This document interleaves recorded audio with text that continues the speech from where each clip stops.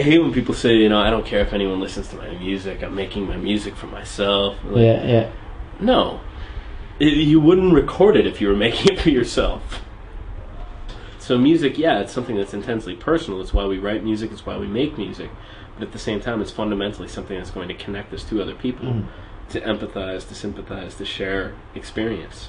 Was Rain Dance by Tim Kosh, and my name's Imogen Semler. A big welcome to my two guests today, Phil and Nick, all the way from Leeds. Hi guys. Hey, how's it going? How you doing? Nice one. Now, rather than me try to explain what you're doing, I'm going to get you guys to explain it. Why are you in Australia? We're making a documentary, so as you can film As in the today. to the camera? Yeah. Good day. We're making a documentary about all these bands we're going to see, and we're going to try and create a little global local music scene based around travelling to every town. 1, 2, 1, 2, 3, and...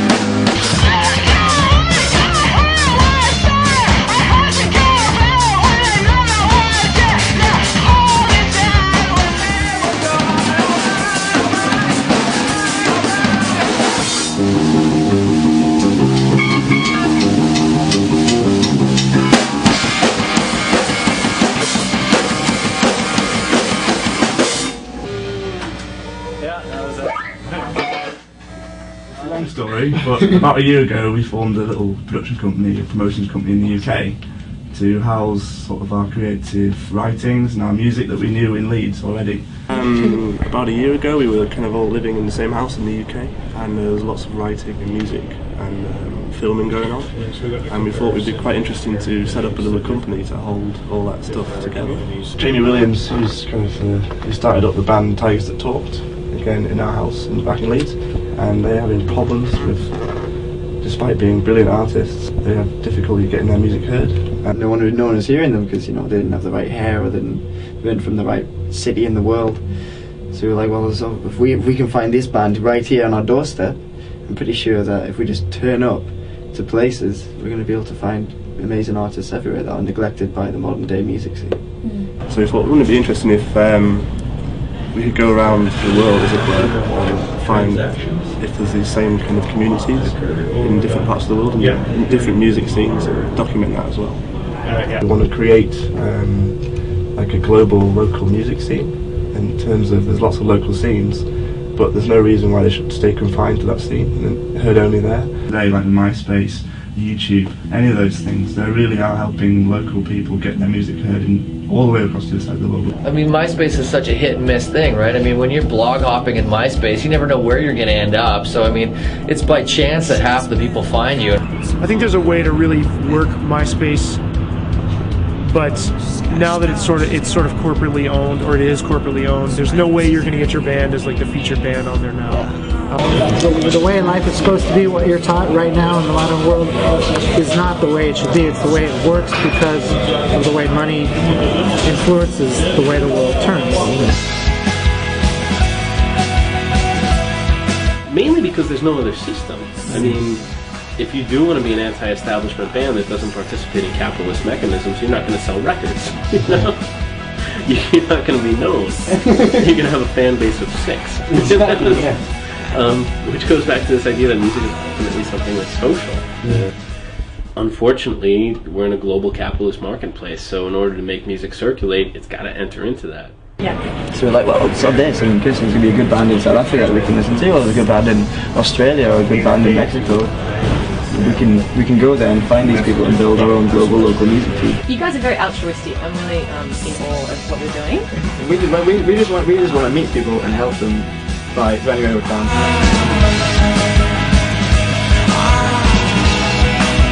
We want to try and create a global local music scene through going around and meeting all these people and kind of forming bonds and friendships and recording music as well. When there was no means of independent international distribution, you need capital cooperating with EMI. Yeah. You need those sorts of deals in place to get the Beatles released in the US. Yeah. You don't need that anymore. Yeah. Now international distribution happens by putting up your MySpace and emailing some people in Germany. That's it. Yeah.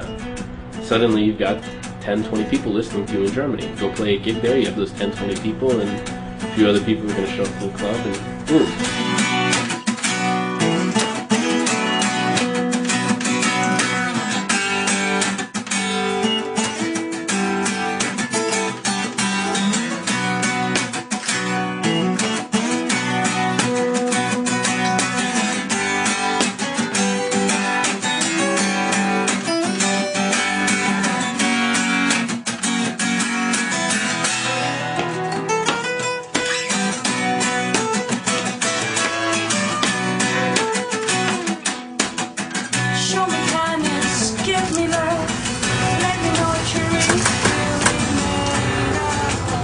It's October the 18th and I've been working at the Lion Park for 2.5 weeks.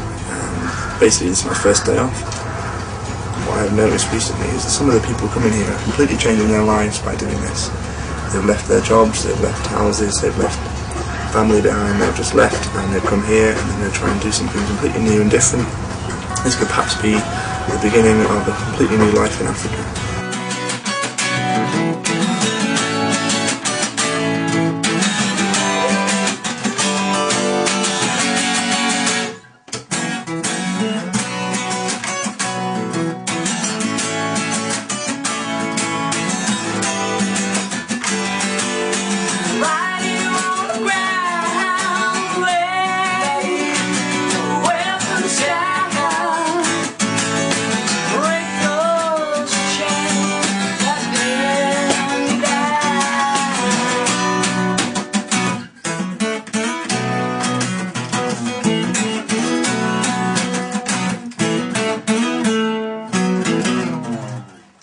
In Australia, I think the live music scene really relies on bands not so much having good relationships with venues, although obviously it helps, but relationships with other bands. Like it's a community, but it's a very it's a community where if you're in with other bands, you'll always get gigs because you go on that you'll be on their bills and whatever, and you work with each other, you tour with each other.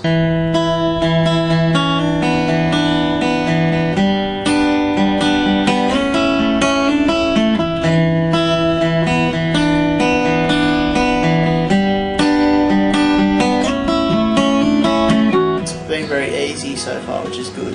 So I haven't had to pester and badger people and go and knock down their door and say, give me a gig, and it's just, you either get a response or you don't get a response. No one will write back and say, it's shit. It's good, and that's how it should be, because that's the sort of environment that's going to foster new development. There's a label in Sydney called Modular, and they have this real Modular, have this niche in the Sydney market. It's just like the bang gang DJs and all that shoulder to knee shit. And they've got tie-ins with Saby, a fashion label. It's not about the music, but that's what the kiddies like. Rather with the cold counted against it, there be no road between. What'll it be? Week 2 of 5 months on the road. We're in Sydney, but it's not going too well. It's going very badly. All it is horrible gig footage with no sound. This is independent production. Yeah. With absolutely no money. Maybe distorted, which is what's happened. We suggest you read your camera manual. 8 tapes. Rubbish.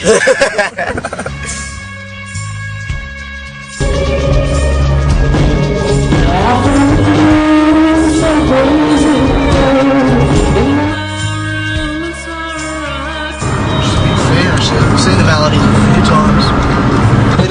record deal or anything. They haven't recorded a single thing. Like, there's no songs on their MySpace page. We don't really have a recording that like reflects the band at the moment. Even I've got stuff recorded, but anyone can just. It's so easy to record stuff. I have real difficulty with complete statements, as in this is the melodies. Go look at them and dismiss them in 5 seconds or whatever.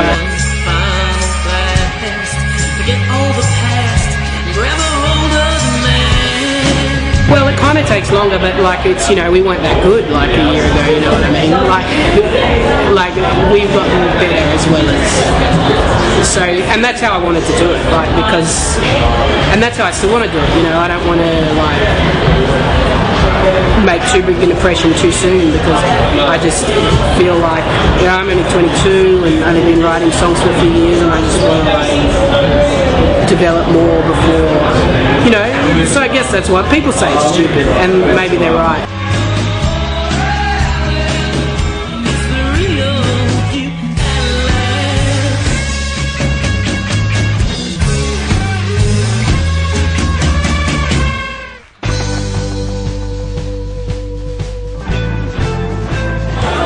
Watch out, there's licorice ones.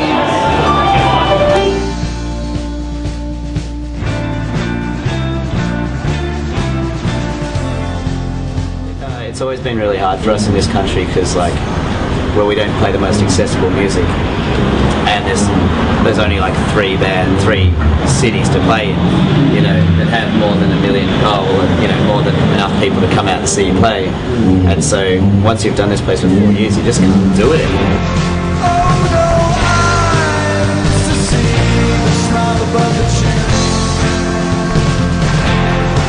Well, yeah, you do tend to notice the isolation of Sydney after a while, and Australia as a whole. So visiting New York was certainly very nice.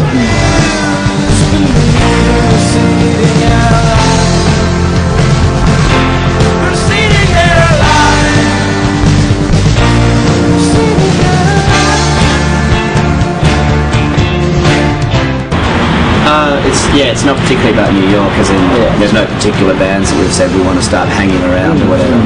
It's just that you can go to New York and go to London from New York so easily, go to Chicago and Washington and Baltimore and Boston and Montreal and all these cities. The only place that's hard to get to is Sydney. That's for sure. Like, hopefully the album will be out in the States by then, and we'll land in New York and just be shipped out on tour or something and just start hammering. We like to be busy. So we get frustrated when nothing's happening.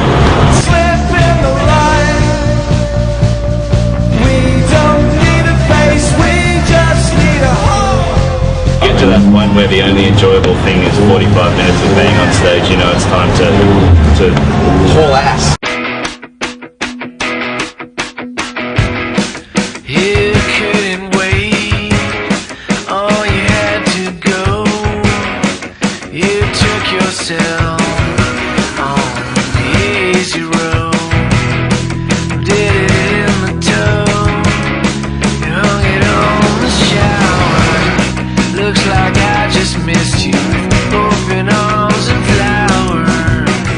Over crime, movies.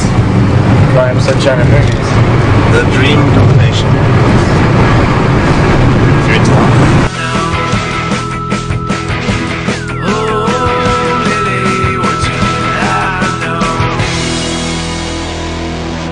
So we're on Santa Monica Boulevard in LA, and the general consensus about LA is that it's pretty fake. Does anyone agree? Yeah, being a band in LA fucking sucks. Everybody's in a band. Everybody's in a band. I mean, San Francisco is more of like, the city's more compact, you know, it's and everyone's kind of together, everyone's like on foot. It's different than LA. Big. So that's the thing about the LA music scene, is it's so big, and every type of, and it's such an international, it's not a melting pot, it's more like a patchwork quilt of cultures. I mean, I guess it's pretty cool. I mean, for me, it's like the industry's all here. Yeah. Like, there's so many studios and producers and musicians and engineers. just people like publicity, labels, everything's down here. Not just music, like entertainment. You know, this is kind of a really good place to be if you want to try to do some entertainment industry stuff. LA is probably the worst as far as the American music scene because in some cases you have to pay to even be allowed to play. Yeah. So you go out there, you save up $150, and then you ask if you can, you apply to see if you're allowed to play that evening. It's amazing.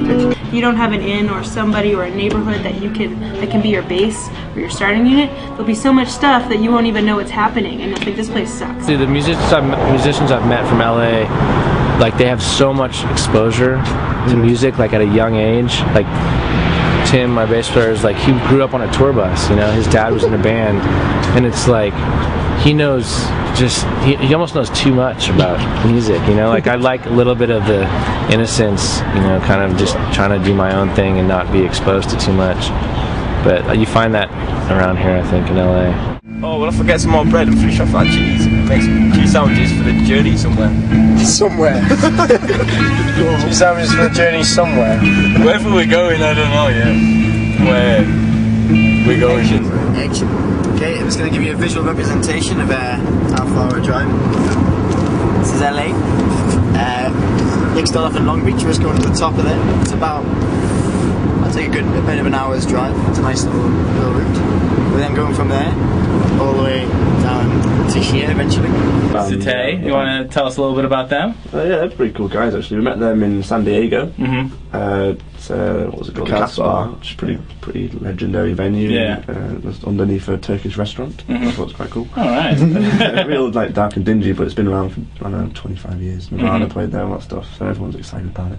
So we go down and unannounced as always. Yeah. And met the guy from Saby and had a good chat with him. First time in San Diego?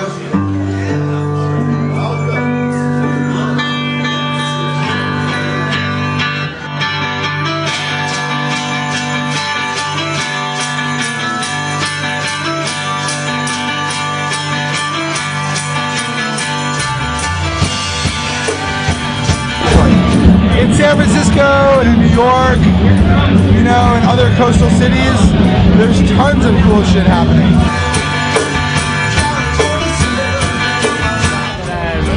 You've obviously toured San Francisco, which is where you're from, and now you're down in San Diego, then a bit of the West Coast, and you did two of the East Coast. Why have you not done the middle yet? Why is the you answer that. Why is the middle section of America neglected? Very tough to do the middle. Why so? It's not very populated. There's long drives between shows, and the payment is often not worth it. Yeah.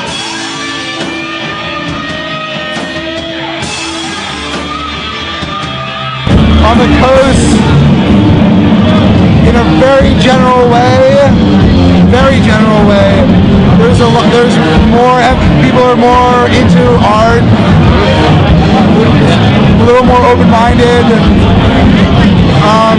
which is not to say that people are also into art and open-minded in the middle too, no question. But it's just when you're a band with limited funds, you want to like hit the sweet spots.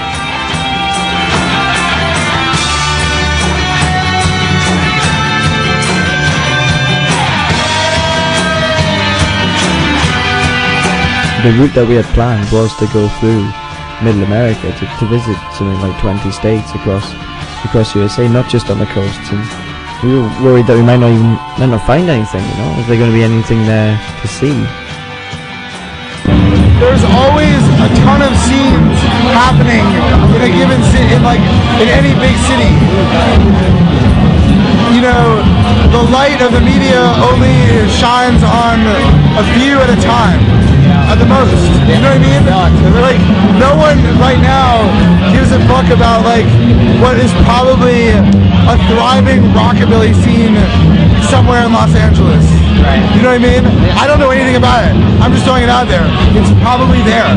Yeah.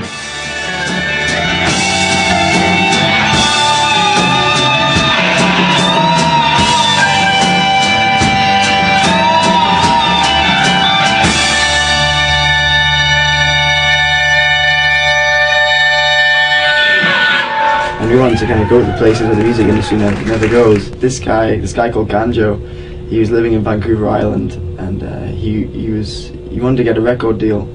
He said that he's got the best project in the world, a band called 2012, they're all Mexican artists, but he's living in Vancouver Island, and they were like, okay, we'll come and see you in Vancouver Island, and then he got deported to Mexico. Like, well, I think we should go see him. So we drove, what was it, 3,000 miles to see this band.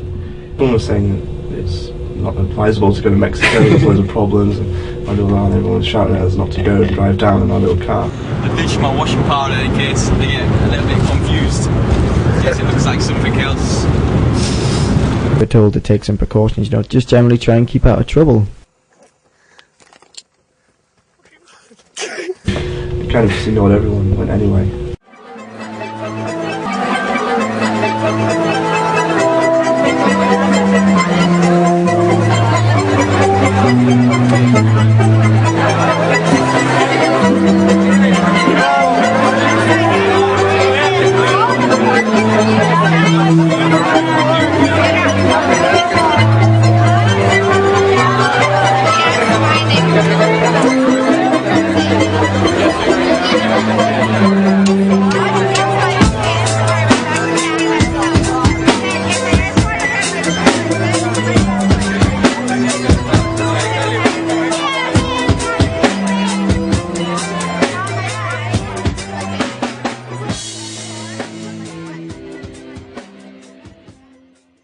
People have been emailing us since this project started, and they email and say we live in Mexico or Sydney, come and see us. So we do, we just turn up. And that's why we're here. Ganjo from the band 2012 emailed us a year ago and said, I have a really good music project, and we went, okay, we'll come see. R&B del 2012. Ok, esta rola se llama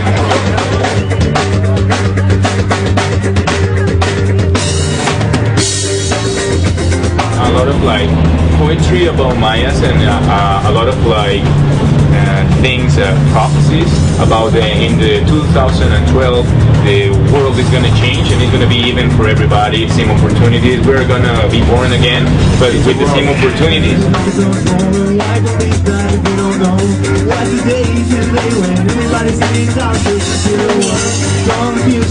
The band have a very good philosophy too. They speak very well. They talk a lot about Mexico and their relationship with America and things like going on here between USA and Mexico, and we wanted the people from the United States too to understand, and all around the world, where we are about. And we know that if we say things in Spanish, like how bad it is and how the situation is between the two of the countries, in some of the songs, it's not all about that, but like some of the songs, we decide to say it in their own language, because they are so lazy to understand our language, and we're gonna provide it to prove to them that we can speak in their language and say what are we thinking about things that are happening in the world.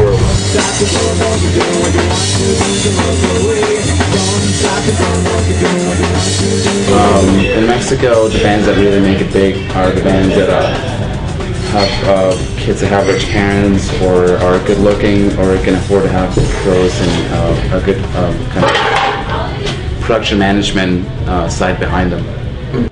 The underground indie scene hasn't picked up yet in places like Mexico, Argentina, Brazil. Why is that? You must be artists. Because if you're not on TV, you're nobody.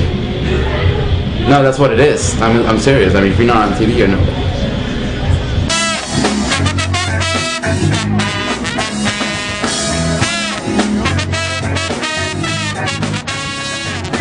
They said that they're going to do a sound check at 12 and we get there with doors bolted shut. I realise it's what, 4:30 now? Or 4? And they haven't done sound check yet. Firstly, what have we done for 4.5 hours? Todo es tan confuso y la verdad la quieren esconder.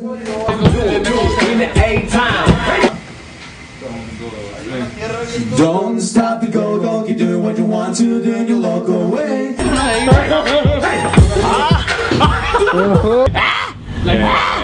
Joaquín.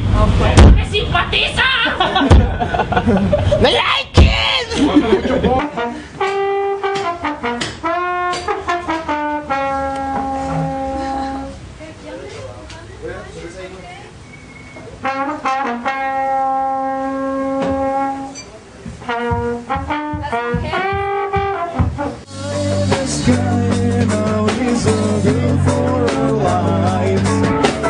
different all around the world. People in LA, people in Sydney, you know, they have the same passion.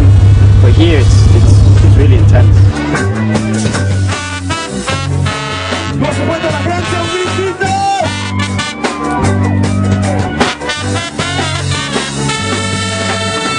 Well, I haven't heard it before, so when we hear it, we're like, why isn't it on the radio in England or in America?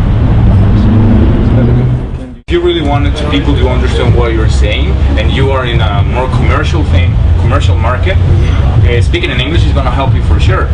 But it's always about the music. If you have good music, things are going to happen.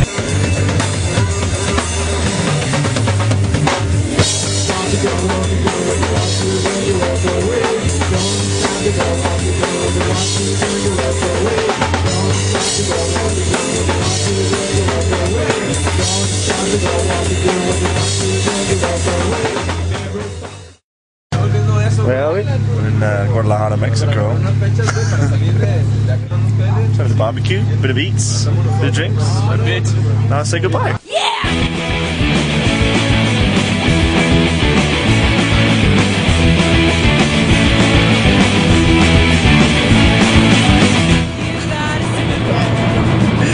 Is this the cold light? It's just the beer. Danger, danger, there's cold coming. You call the doctor, got a prescription, didn't help. Such a human waste. I've never been anywhere where the name of the town is a statement or a sentence. The truth of the matter is we've got no money. The consequences, it means we won't be able to afford petrol or food or shelter. That's the keys. Oh yeah, you didn't like it so you threw it away. Albuquerque, Mexico. Tomorrow morning we go rock up and say, do you know any Alibi. How's Alibi The magazine? local newspaper. Albuquerque? It's cool. It's interesting. It's really, as you noticed, it's really an interesting incubator for culture because it's so isolated. It's 400 miles to major cities in Arizona, 400 miles to Denver, 400 miles to Oklahoma City, and then south of here there's fucking nothing. I mean, unless you go 600 or 800 miles to the cities in Texas, you know. Yeah, you didn't like it so you threw it away. Yeah, I just don't know what to say. I don't know, there's just a lot of really interesting people that end up here for whatever reason. A lot of really interesting people, and because of that I think we have a really unique culture, not just musically but artistically and our values and stuff like that. Turns out no one is here. Albuquerque is dead on Mondays and Sundays. The day that we're here is Sunday. And probably a Monday.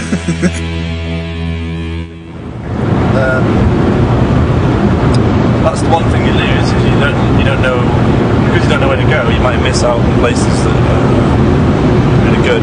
Hopefully you won't. But no road map. You've got like 4 sentences in a Lonely Planet about what to do there, and you just don't know what to expect. You don't know what's going to happen in the next 20 minutes. We're in Boulder. Nick's what have you done? Torn my pectoral muscle. Pectoral muscle. I've slightly torn a partial tear in my meniscus ligament to my knee, and now I've run out of battery.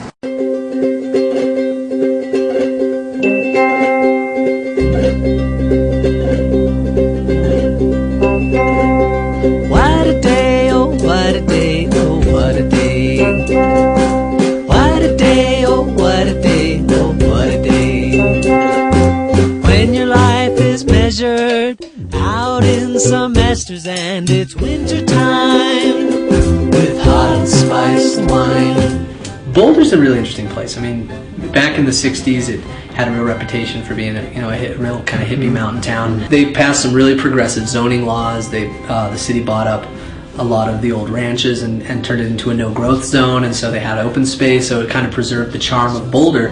But then what ended up happening is it became a more desirable place to live because it had all these trails. There was a no-growth zone, so property values are going up and up and up, and then all of a sudden all those idealists and kind of all of the the hippie idealists who started making Boulder this great environmental town suddenly couldn't afford to live here so much more. And you find a good friend here in Boulder who's, you know, interested in arts and music and a creative life, and you know, they can stick around for a couple of years, and then they decide that, gee, maybe they want to stop paying rent or get a house or you know, do something a normal person can do, and so they leave Boulder.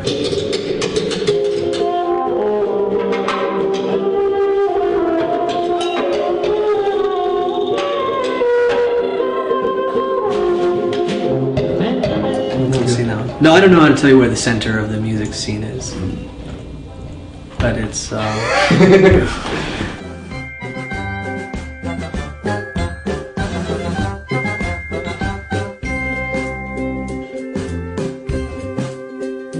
know, Andy's helped the music scene for years and years. In fact, he's single-handedly employed, I think, there's a certain percent of the Denver music scene that I think at some point or another has worked for him. You know, what does indie mean? I mean, it's the same thing as what alternative meant. You know, these are meaningless expressions. It's a way for a chain record store to be able to categorize something so a suburban kid can pick it out because he's identifying himself as, I'm emo kid, so I'm looking for emo. I'm alternative kid, so I'm looking for alternative. I'm indie kid, I'm looking for indie.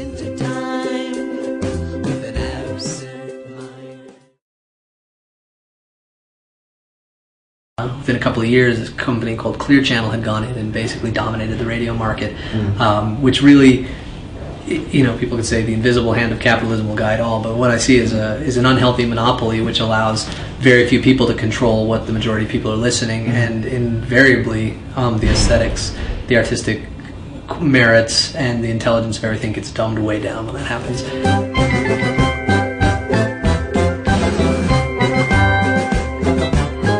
There's a renaissance of music happening. I think it's happening everywhere, but I think it's really big in Denver right now because, in large part, because of our radio station. I talked about Radio 1190, it's an awesome station. It plays bands you don't hear anywhere else, and I think it serves as an inspiration to bands in this area to stick together and make a recording.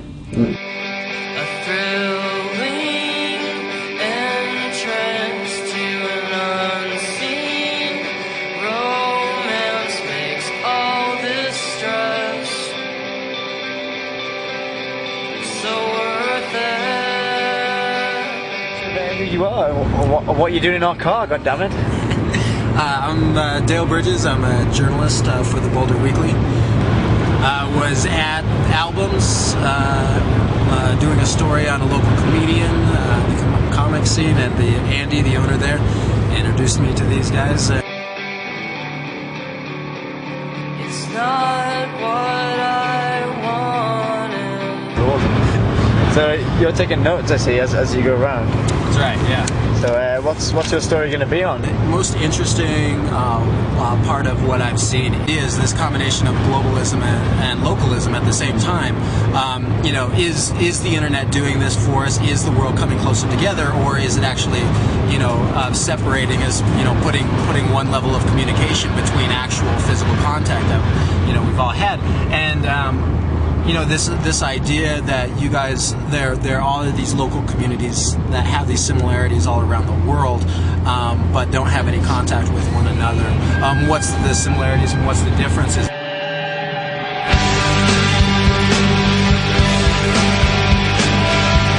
It's also, there's a thread. There seems to be another connection between all the bands doing it that way. You would think that you would be forming. You'd be forming, like, kind of stereotyping the independent scene in and of itself is like, you know, this is, but actually to have a guy who plays 1920s burlesque refer you to his favorite country western band and then call up chicks in Wyoming that you can stay with, it seems to be there's a fair amount of diversification.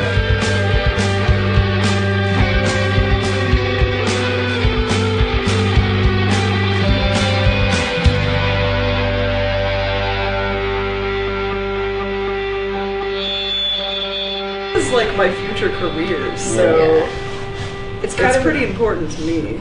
It's expensive for the both of us, but we love it too much to stop.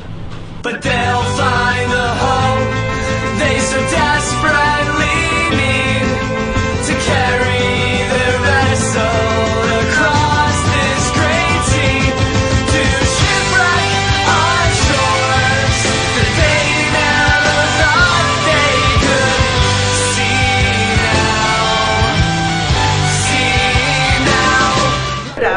was booking bands, like I would go and request them, and now pretty much everyone just comes to us.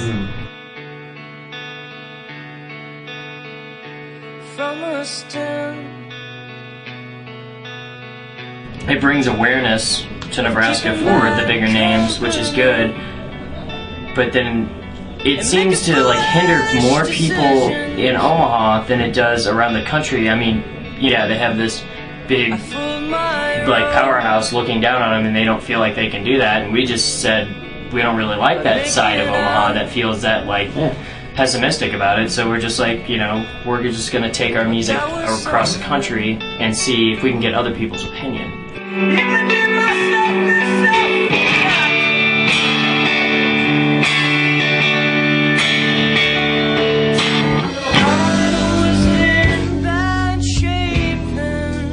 I mean, it's actually somewhat of a snobby scene, to be honest. I mean, they appreciate music there, but there's just so much going on all the time, and it's kind of like Omaha is spoiled, like they don't appreciate what they have all the way, you know, like Seattle had a big breakout back in the 90s, and other towns have had breakouts, and like when we were faced with ours, we just kind of realized, well, let's find you know, where it's coming up next. So how do you pick the next scene that's going to fruition? Well, a lot of it has to do with how hard they work. No matter how good or how bad you are, what you put into it is still what you're going to get out of it. So, you know, even if you have all the right friends.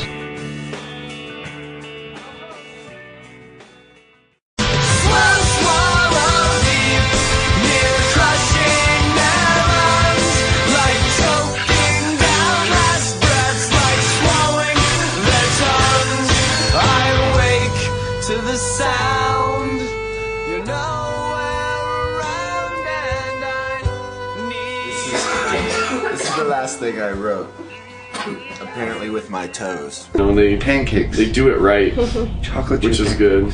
I mean, Wyoming's a bit out of the way. I mean, yeah, we've driven through a lot, so I'm happy to play something like this versus just not playing anything at all. You know, so driving for 22 hours is no fun. Yeah, stopping exactly. And then if a band plays here once, they're coming back. It's pretty much a inevitable, and they will bring whoever is on tour with them. Yeah.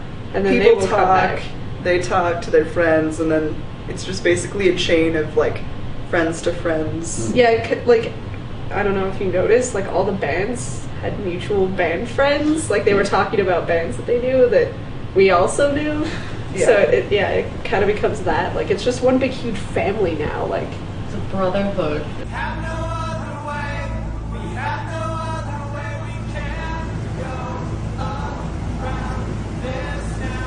We have no other way. We have no other way. We can't go around this now. Know what you're gonna say. Know what you're gonna say before the words come from your mouth. Know what you're gonna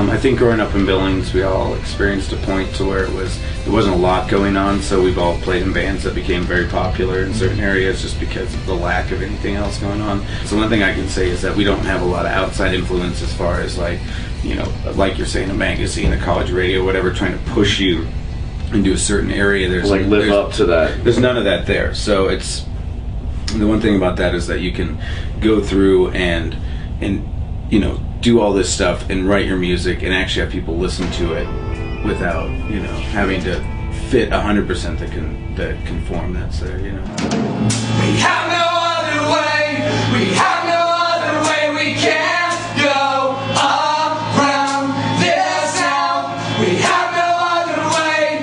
We have no other way. What's the music scene like that?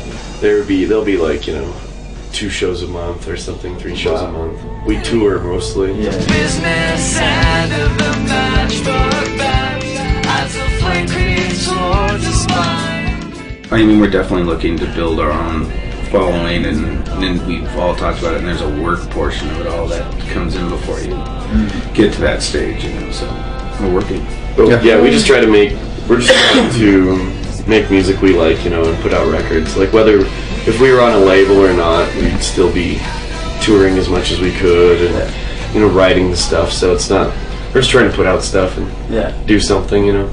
This will be our last song.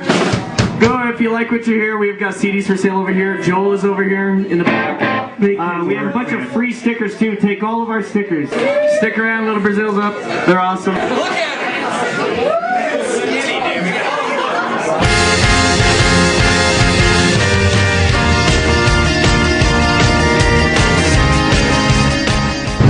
When you were all asleep, I was sick. Very mouth. Didn't know my nose.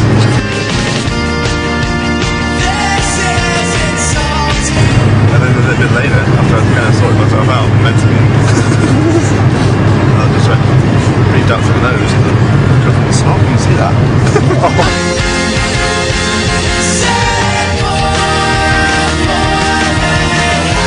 24-hour period. Driven for 23 hours.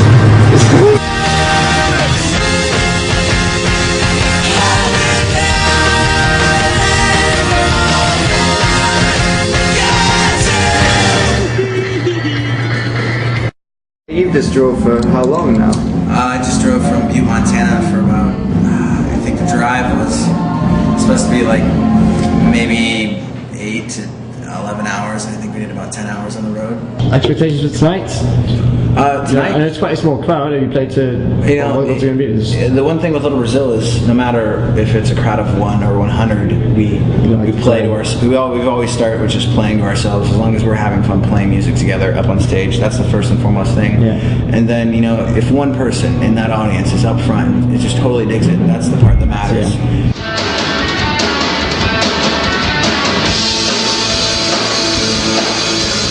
You want to try to hit any market, any city, at least every 3 months.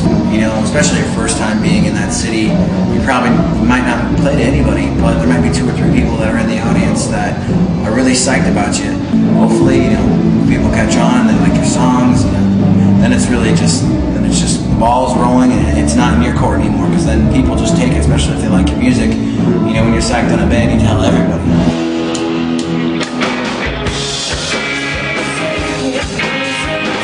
The best way a band can promote themselves, getting out there, putting out flyers, handbilling, meeting other bands, meeting other people, going to shows, you know, like, it's a networking. That's what it's all bottoms down to. We don't just want you here for a night to make X amount of bucks and then next band's in to make X amount. No, it's about building relationships, because when this band gets big and they blow up, we want them to remember bodies where they played here 2 years ago, and maybe they come back when they're big and kind of help us out because we help them out. You know, it's a community. It's about networks. It's about keeping friends and bands happy.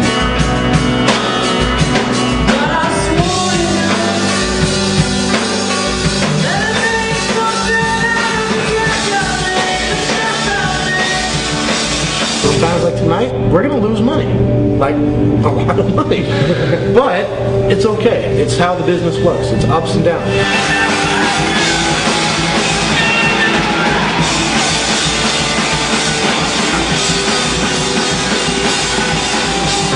We're still on that first stair, so even if we make it to the top, I don't even know if that'll be successful. As long as it pays for itself, or we're not extremely poor, and if we're eating, if we're sleeping, if we're making music, that should be successful right there. I think that's it.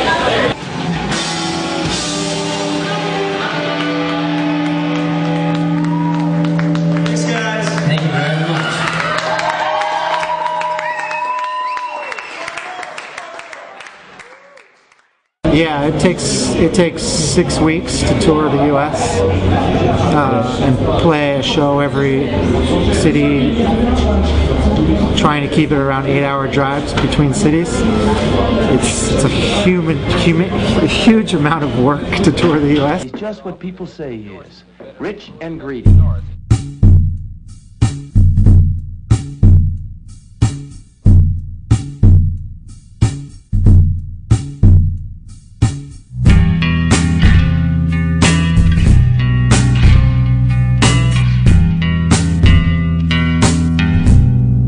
was something really that gave a very strong feeling of family, a feeling of a dense community of, you know, I'm nobody, you're nobody, but we're kind of important together.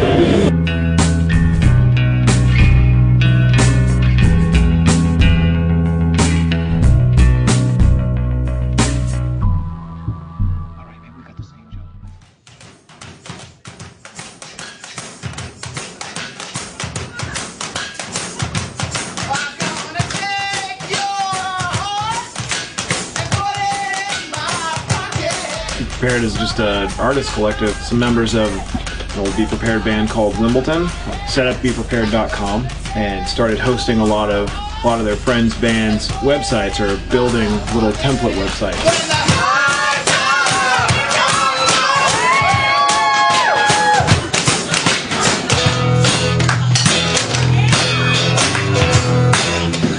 The only thing there was a lot of was bands. Quite frankly, there's like 12 or 1,300 bands at least in Seattle. I mean, at least. That's a low ball estimate. So, you know, there's not that many people here. So, like, I don't know, you look around and you play a show here, most of the people that are watching are musicians. So why not band together, you know? Seattle has lots of bands. I think maybe we might have more bands than people wanting to see bands. Just a lot going on. You know, there's house venues, there's weird arty spaces like the SF3 and but goddamn, those all ages crowds are the best. And it's impossible to get a show like that in Seattle. Because we have city ordinances that prohibit shows like that. You know, any night you can go to, there's 50 shows going on, and 5 of which I'd love to see tonight. You know, similar to the town of Seattle, there's small communities here and there, and here and there, and here and there. And within the music scene, there are small communities like Be Prepared. There's also like the Ball of Wax compilation.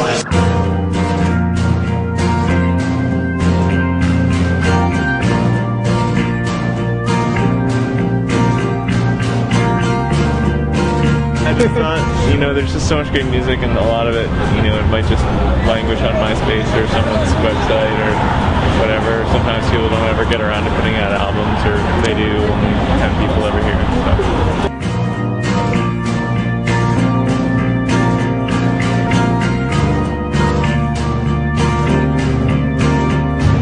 You know, people think, at this point, people think Seattle and they think Sub Pop or Bar Soup, but if you spend, as I'm sure you've seen, if you spend a few days here, you know, there's so much more going on beneath the surface. thousands of bands in this town, and everybody is vying for a little bit of time in the newspaper or in the radio. If you get written up a few times, then it's a really helpful thing. And it seems really hard for some bands to get written up, and easy for others. And I think it just takes you either being friends or just being like really, really amazing. But I mean, well, the things that do well here are really kind of bland in my opinion. I mean, there's not like, I mean, it's either like really noisy experimental music, or it's just really like cookie cutter pop rock indie stuff. So the spectrum in between sort of gets overlooked. I would say that's what we're trying to do, is, you know, good stuff that's like a little bit edgy, but not trying to be totally, you know, off the scale.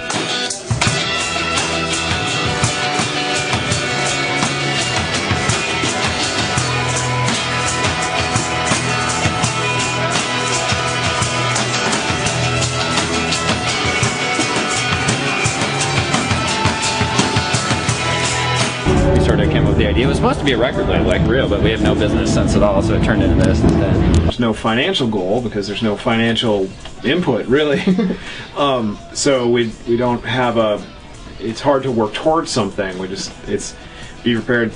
To me, I mean, I might be the wrong guy to ask, but Be Prepared is more about just activities, like a community and an activity, and I don't know if a community can really as easily have a goal, you know. But the great thing is, like, so many of the bands have gone on tour now, and they can share all those contacts they've gotten. So, you know, I mean, I don't think it really needs to change, really. Just get bigger and maybe a little more organized.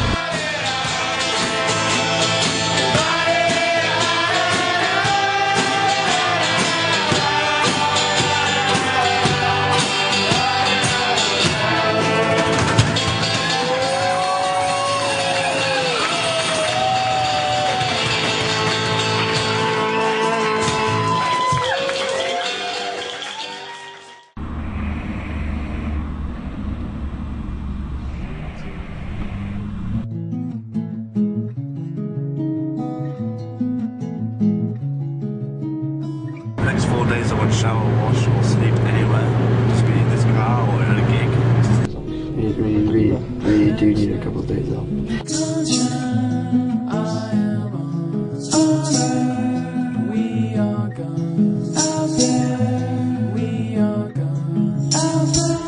I'd like to welcome to the car one Stephen Hedley. Stephen! Hi, Steve. Hello, car.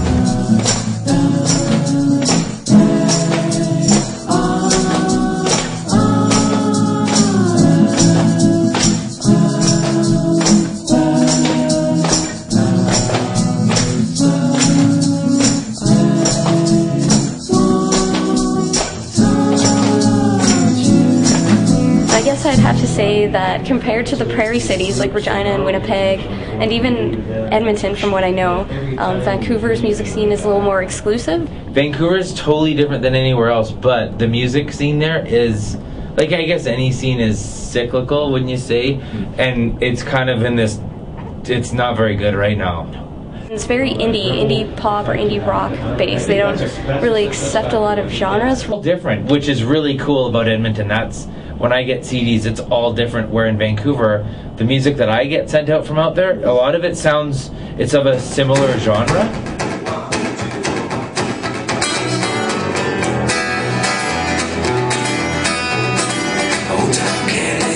One thing about Edmonton right now is it's a rock town. It's full of blue collar, right?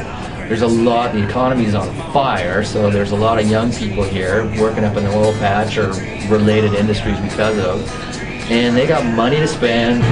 Calgary is getting better. Calgary is just growing so unbelievably that a lot of the clubs you see that open down there are big time clubs capitalizing on the fact that there's this exploding population.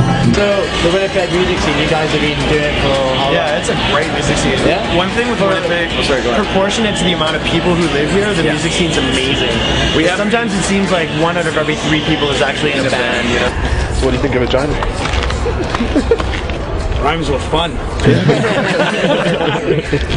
Well, the place that we're at right now, like if that music wasn't there, I'd probably be in tears. It's just so goddamn lonely. Like, what are we doing here? We have very cold winters, and a lot of people, one of the things to do while the winter is cold and we're hiding indoors is play in garage band. Yeah, everyone drives into their basement, and that's what they do because there's nothing else to do. So they say, well, let's jam for 4 hours, and I think that's why you get some of the bands here so tight because they just do. They jam. You jam, and it's like, well, what do you guys want to do tonight? It's like, well, let's just play guitar. It seems that further east you go, as a new starting band, the less money you make. Traditionally, going out west, you do make more per gig, but it's harder to book. It's hard because, you know, all the people that are the decision makers in the major labels, they're all in Toronto, so a lot of bands have to hibernate up there for a while or visit there a lot to get the attention of the agents and the potential managers and record labels. Yeah, we're so out of green. Yeah, we're so out of green.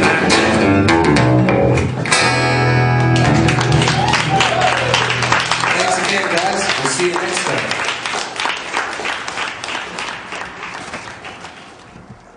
Where are we still? We're in Winnipeg, Manitoba, Canada. Winnipeg has a huge art scene in general. Like, there's just lots of artists. Per capita, we have the most bands in Canada. Lots of filmmakers. We've actually got a pretty good film industry going there, video production, lots going on in the arts. So one person will play in 3 different, completely different genres, and that kind of will kind of create a sound in itself. And you guys may have found this also, is that the more secluded a city is, the more creative or more unique a scene is. Exactly, yeah. It just makes for such an awesome community of musicians. We were all in different resources and the people. It's amazing. I think the mid-sized cities sort of playing a bigger role in international music scenes means that it's going to be less centralized. It's going to be a little bit more devolved. And yeah, there are a lot more musicians, but there are a lot more paying fans. The world is bigger now. There's more people. My suspicion is that the gold is really in places where people don't go that often.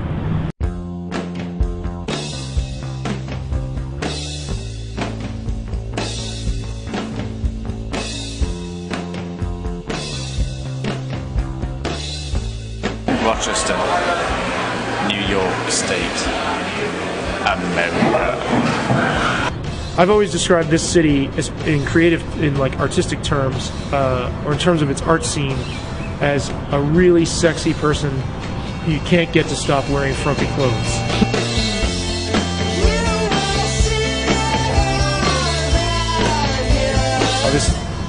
What's underneath is awesome.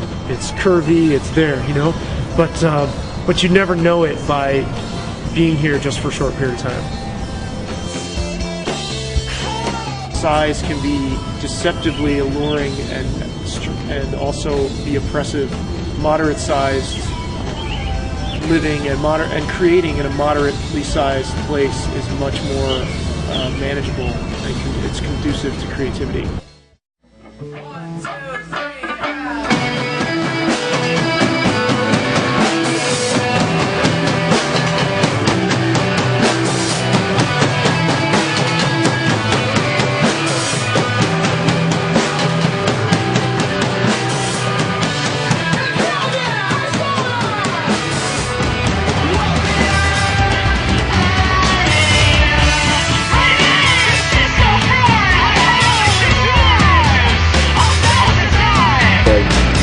The hardest place for a band to play is New York. It's like to play drums is a bitch because you can't play drums in your home. There's no garages, and you don't make any money here. You don't get paid in New York? Barely. Well, it costs so much money to breathe. We just, in order to like move all the equipment, because none of us drive, like I use my home paycheck. Yeah.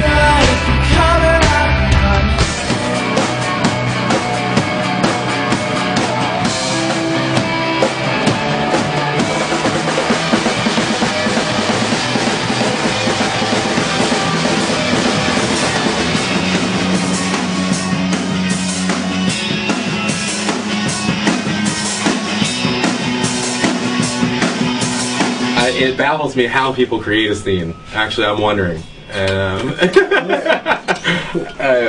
They do. It blows my mind.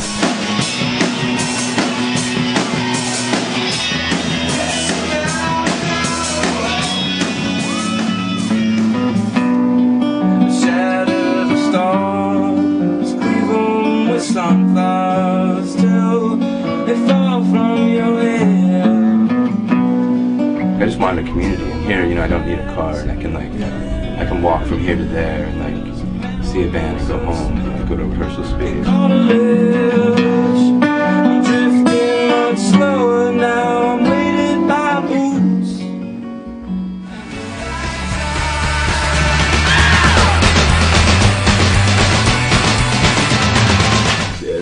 There are all these people, and they're good, and radio ignores them, and the press ignores them, and I'm like, hell, if I can do anything, you know.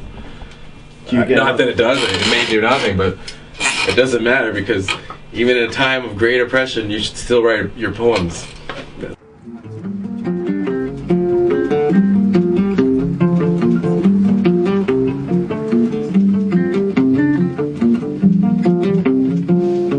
And cake shops, really, like a lot of musicians hang out there, I think, because, you know, they kind of like respect, and same thing with Zebulon, like the guy like appreciates knows that like you probably don't have much money, so they kind of want to, I shouldn't probably say that, but like they're just supportive of you, you know what I mean, like they kind of, you know,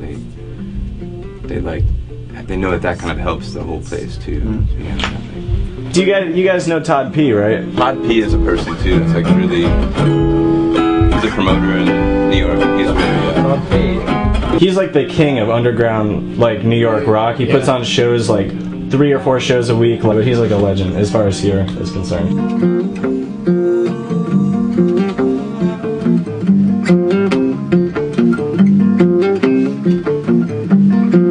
Like Pink Pony used to be, when I first moved here, it used to just be this like coffee house, and like I remember the first time I went in there, and this guy Josh, he would never charge me. I barely knew him, but he was just like, get a coffee, he's like, you hungry? And I'd be like, yeah, and he'd be like, just a peanut butter and jelly sandwich, you know, just like feeding me, you know, and like obviously they kind of like, that ownership closed down.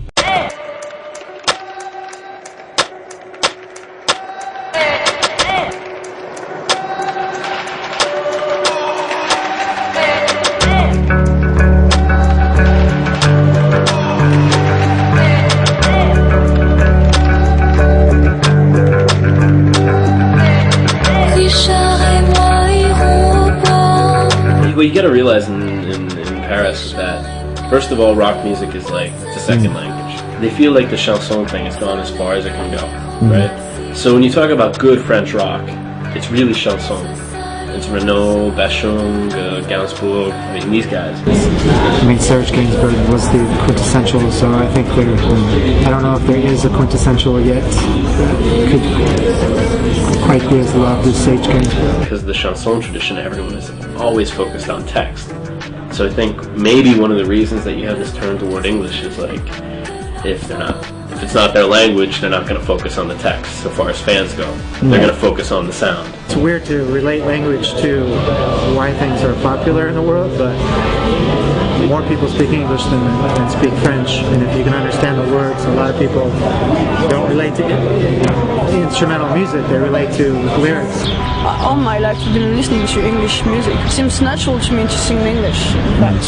And in France, you know, if you sing in French, nobody else will listen to you except if you're French or maybe from Belgium or Switzerland. But Quebec. Yeah, Quebec also.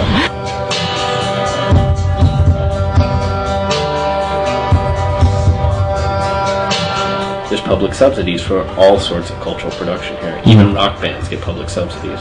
You start playing rock music, you can get the status of an automaton du spectacle. As long as you're a musician and you're playing a specific amount of hours per month, you can apply for this status. Clubs then have to pay into a fund for automaton du spectacle. Okay. And the whole system is if you play a certain amount of months or a certain amount of hours per month, you get a stipend back from the state. So it's almost like unemployment insurance for musicians. Yeah, I mean, this is one reason why I really dig living in France, is that there still is a very strong concern just among the general populace of like, let's make culture available. Kids have free access to concerts, that everyone should be going out and going to the theater, going to concerts, hearing music. You know, I'm from the school of like Discord Records or something where it's $5 a show and like music should be affordable. Music is for the community. Todd P is a person. You guys know Todd P, right? As a community, you know, as a goal is to just get by and do the things that you care about. There's no financial goal because there's no financial input, really. Anyone can get on iTunes. Yeah. Anyone can distribute through indie media. So it's cool. There's a much bigger pool for exposure for people without money, without ABC and Clear Channel supporting them. A company called Clear Channel had gone in and basically dominated the radio market. In the Clear Channel radio format era, it approaches audiences as if we're dumb. Those audiences are dictated in a way by mass culture. What I see is an unhealthy monopoly which allows very few people to control what the majority of people are listening. Well, if the radio's feeding them the same 40 songs every fucking day, you know, then yeah, they're not gonna stretch. The aesthetics, the artistic merits, and the intelligence of everything gets dumbed way down when that happens. I have faith in people to hear something out. In an age where a lot of people are trying to be more specialized in their musical taste, because we look at sources to find music and they're more specialized, they're more parsed out according to genre. And you know, when I talk to people, people's tastes are just so eclectic. You very rarely do you encounter someone that says, I'm into punk. Yeah. I'm into country. You know, it's always all over the map. They're like, how would you market this? I'm like, you wouldn't. Yeah, you would listen to it. As sources become more specialized, I don't think tastes become more specialized. Everyone has a niche now. Like, you are emo, you are goth, you are punk, you are whatever you are. That's now, people used to be things like maybe 4, like a rocker, a jock, but now they're like 32 things. Those people that are really getting a shot are the ones that have publicity behind them. I noticed that the people who ever run the fashion industry have taken over the music industry. Well, your music's okay, but your pants aren't right. And it seems really hard for some bands to get written up and easy for others, and I think it just takes you either being friends or just being like really, really amazing. To actually get people to, a lot of people to know that you exist, you have to be in magazines. Yeah. You have to be seen, which is where the whole, maybe exactly the reason why you're making this documentary is that's where life gets ugly and gross and everyone's pandering for attention. I think things were legitimate. If you look like the 80s pop charts in the United States, I think things were legitimately making it, like, through the music. And even up to like Nirvana. But right about 1995, some shit happened that was like, last year Nirvana was the best in the country, and now it's like Third Eye Blind. And where have all the cowboys gone? Like, it was like 3 months later. Some fuckers took over. There was a coup, and all the rock guys got killed, and like these marketing people went in. They're like, we can sell this shit to fucking housewives. Anyone that is popular, I don't care on what level, his intention is making a huge sacrifice to be popular, to do what it takes to play the game of business. The sellout issue, you know. A label telling you to sound like certain things, a label telling you to look a certain way, wear certain clothes. Fame is expected now with so many people. I mean, that comes down to an artist's choice. That's cool. That's their career, you know. Everyone wants to do what they want to do with their life. You are in a more commercial market. Speaking in English is going to help you for sure. But it's always about the music. If you have good music, things are going to happen. No matter how good or how bad you are, what you put into it is still what you're going to get out of it. Totally. You know, even if you have all the right friends. Play. That's how you build a fan base. The gold is really in places where people don't go that often. The more secluded a city is, the more creative or more unique a scene is. Exactly, yeah. I think we have a really unique culture. The place that's hard to get to is Sydney. One person will play in 3 completely different genres, and that kind of will kind of create a sound in itself. You don't have a lot of outside influence as far as, like, you know, like you're saying, a magazine, a college radio, whatever, trying to push you into a certain area. I like a little bit of the innocence, you know, kind of just trying to do my own thing and not be exposed to too much. Now make your own music, and then, hey, if it hits and you end up with a big distribution deal, awesome. But why deal with A&R bullshit? More and more, it doesn't matter if you have a record label. The internet's done crazy things to really break down a lot of the walls of the music business, and you know, the new business model is you know, it's live. I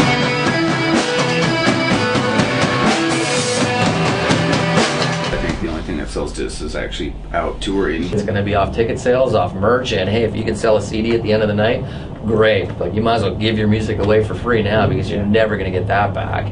Well, I'm at the stage now, I'm not worried about someone stealing my music. They can take it. They just got to give me a gig after. Definitely, I think the way to communicate to a new audience is electronically. Because of MP3s, nobody buys CDs anymore. There's a running joke that everybody who's making their first album was all excited because they get 500 CDs. Okay, the only reason to print records anymore is so you can send a physical promo pack to the press. We do almost all of our stuff. It's home burned CDRs and like a lot of MP3s mailed back and forth, a lot of handmade packaging. You just say, oh, this is something neat. This guy made this with his hands. File? It's like, oh, I deleted it. I'll get another file. It's not as personal as a lot of that. It's also awesome. Like, I've discovered so much music because I've gotten it from peer-to-peer networks. There's no meaning to it anymore. It's so disposable, and when everyone's just giving it away and file sharing, there's no value to it anymore. The first tour I ever did, I was in a punk band. Nobody knew us, but we sold t-shirts and cassette tapes on the tour, and we were like, fuck yeah, like, you can tour on merchandise. Now it's like, ooh, I don't know if we're gonna be able to get through it if we don't get in the newspaper. Really? Then you want to see the music industry, the movie business, everything's going to come crippling down because they are so used to getting it for free. So there's going to have to be I don't know what the model is. I don't know why. It seems what's going to happen is that live shows will become more expensive, and either people will value it more, or people will stop going. People are still always going to want to go to a show. That's the one thing in the music business that'll never change. What about the working class community? What about doing things that are affordable that actually feel real? Like these DIY shows are like better than some of their packed rooms in prestigious clubs. Going and supporting your local bands, or supporting your local theater, or supporting your local filmmakers. It's meaningful. Here we actually meet people and make like bonds. It baffles me how people create a scene. You end up in the cheaper neighborhoods because that's where all the other musicians are too. Where your neighbors making music with you. And doing things that are affordable that actually feel real. People have been really supportive. What community is, that's what it feels good to be part of. They don't have like a separatist mentality. I'm nobody, you're nobody, we're kind of important together. People have been really supportive. The beauty, that's why we make music in the first place, is to have it circulate and to share. So music, yeah, it's something that's intensely personal. It's why we write music, it's why we make music. But at the same time, it's fundamentally something that's going to connect us to other people, to empathize, to sympathize, to share experience.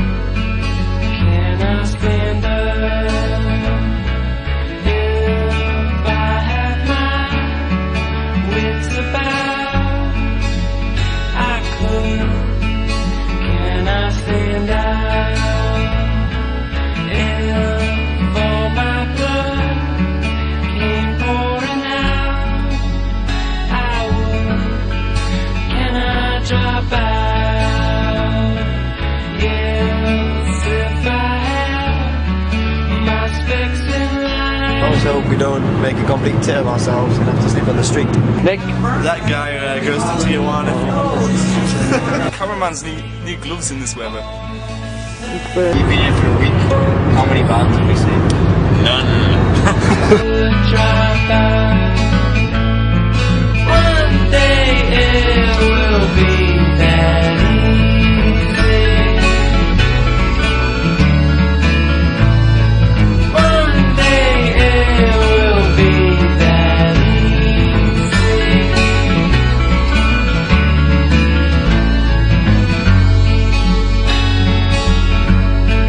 Can I keep up? If all machines all came unplugged, I could. Can I look out? If I had my stilts on right, I would. Can I drop out? Yes, if I have all that is mine, I'd leave it behind. All I need I'll find. Oh, slowly lose my mind. I'd rather drop out. One day it will be that easy.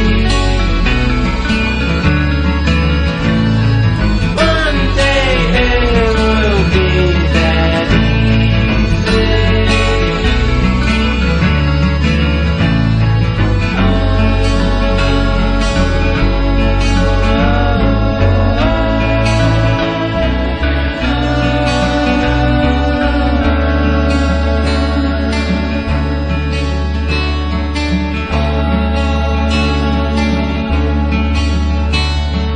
One day it will be that easy. One day it will be that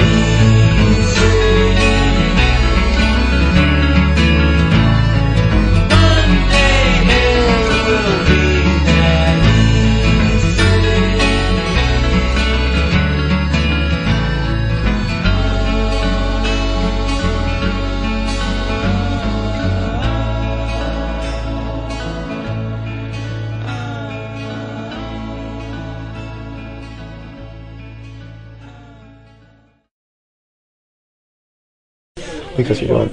The documentary. Yeah, documentary. Yeah, documentary. Don't know what it's going to be like because clarify that for the viewer. I haven't decided. We haven't decided on what. That's funny. We haven't decided on what it's going to be on. Don't know Or the how it's direction. gonna plan. Don't know the Well, direction. How can you yeah. direct me? Don't know the direction. This is true, but I wouldn't be too worried about it because, you know. Ooh, hello. Because worst thing comes to the worst is, you know, you just spend a couple of years of your life, maybe even more, on it, and it comes to nothing, no fruition. You get depressed, start drinking heavier. Slowly your life starts to fall apart around you. You lose contact with friends, family. There's no one there to catch you when you fall.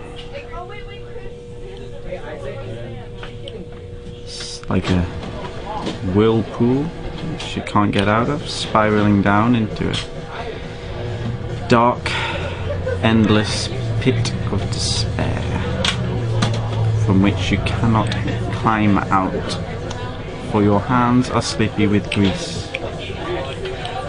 and the walls are made of some form of non-grippy jelly.